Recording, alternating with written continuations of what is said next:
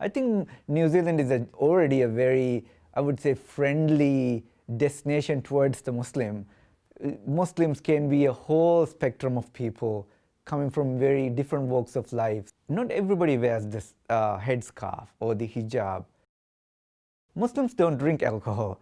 We have comfortable people, drinking beer, for example, on the same tour bus as us. We're not drinking it, they're drinking it. And I think we are accommodating and we are acceptable, accepting other faiths. I think it's just that how we are perceived can be quite misleading, I would say.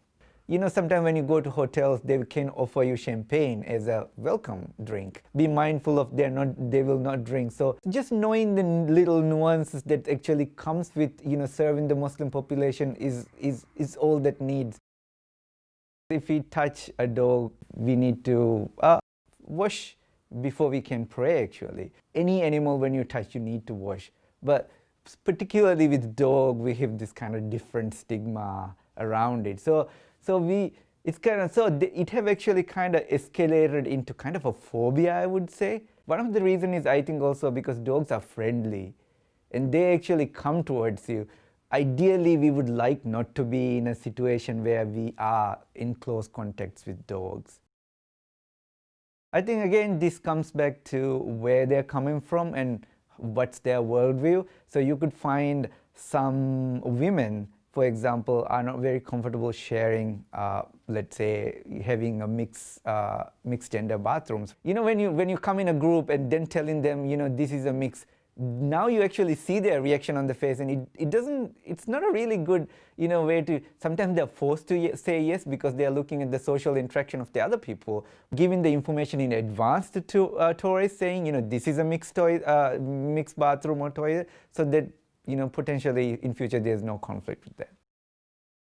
If you have somebody who's actually going to, let's say, bungee jump, tell them, inform them the process of, let's say, put in the harness, I need to touch your shoulder or I need to touch your head, and then giving them the choice, will you be comfortable me doing it, or do you want a woman to actually help you with that?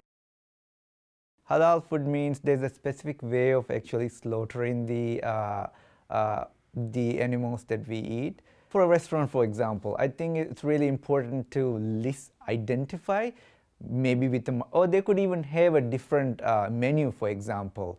Because I've seen in some restaurants where they actually have a separate kind of a leaflet which is inserted into a menu saying, these are the options available. The Muslim Association here, they have a website where they put all the information where they can buy meat, which restaurants to go. When tourists actually go to restaurants, some of them actually, that's like a resting kind of a stop. So a lot of them actually want to pray at the times as well. I think it's a really welcome touch, I would say. If there was a specific room, you don't have to create a big room, just an area where they can just go and pray. If it's not available, they would not make a fuss out of it. But they feel appreciated when it's available. Then when you're on a tour, especially when you're on a tour with, let's say, a guide or just a family, they might even ask you to stop and pray somewhere. But if there are other people with them, they wouldn't do that.